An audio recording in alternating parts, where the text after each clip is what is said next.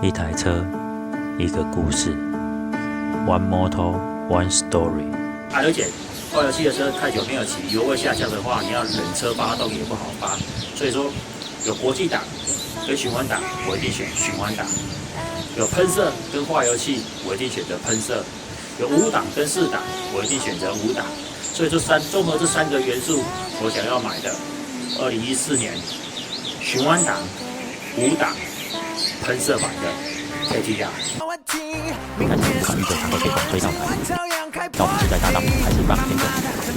这张照片叫以管归天。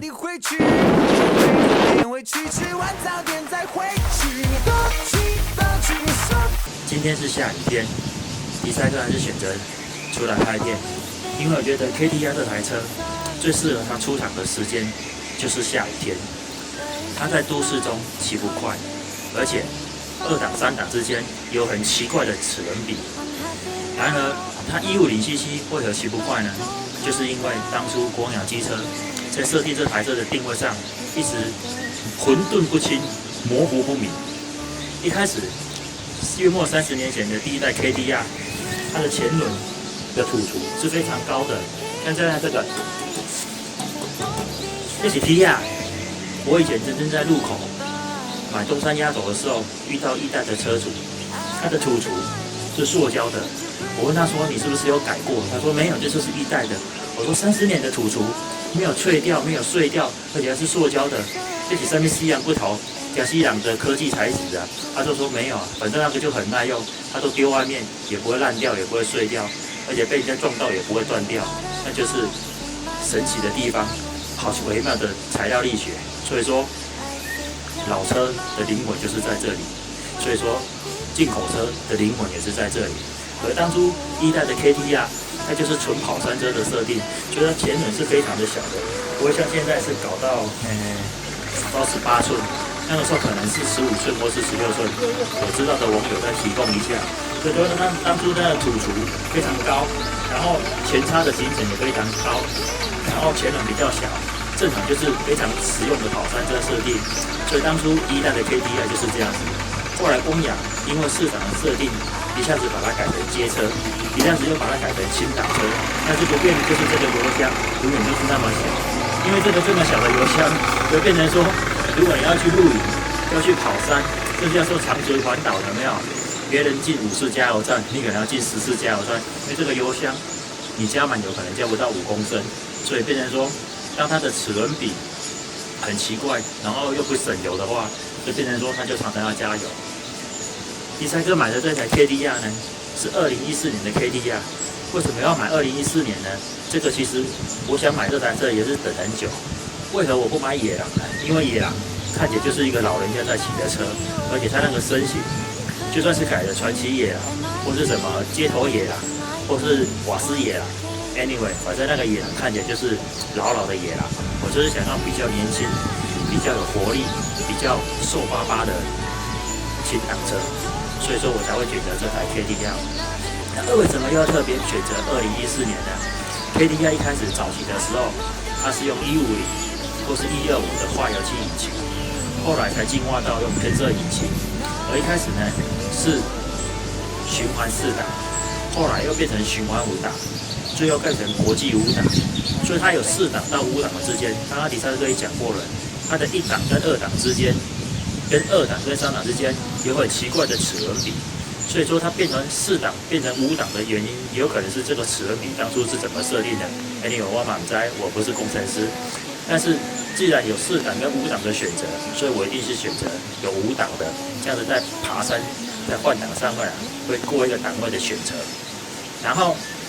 早期的 KTR 是化油器引擎，然后进入到2014-15年的时候，因为喷射化的变更，就是油耗跟那个排气点的原因，所以它变成必须使用喷射引擎。所以在又有喷射，又有化油器，又有4档，又有5档之间，甚至于说四档跟5档之间，它又从循环档改成国际档。国际档的车可能大家比较常骑，可是循环档的车，它就是有2只像跷跷板一样，有没有？像我们举一个例子 ，CB350 是有跷跷板的，可是它是国际档。可是 KDI 有没有？它也是有跷跷板的，可是它是循环档。循环档跟国际档差在哪里呢？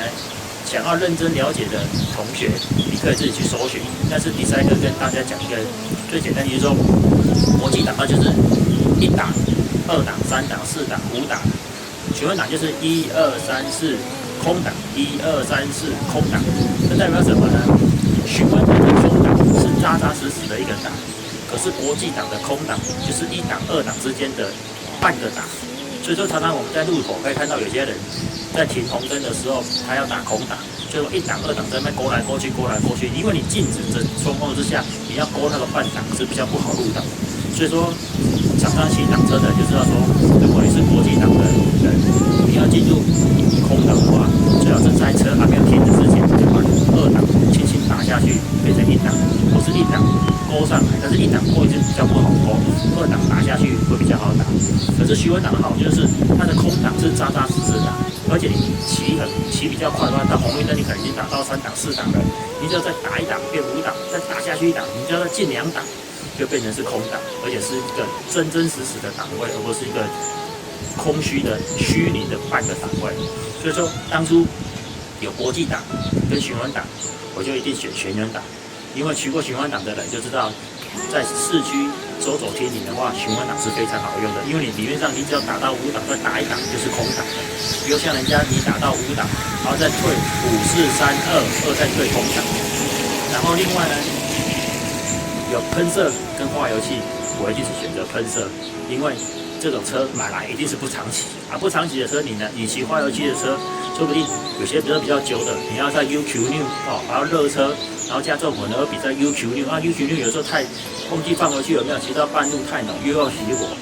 而且化油器的车太久没有骑，油位下降的话，你要冷车发动也不好发，所以说有国际档跟循环档，我一定选循环档。有喷射跟化油器，我一定选择喷射；有5档跟4档，我一定选择5档。所以综合这3个元素，我找了又找，寻寻觅觅，蒙当蒙山，最后在2014年就找到我这一台我想要买的2014年循环档5档喷射版的 KTR。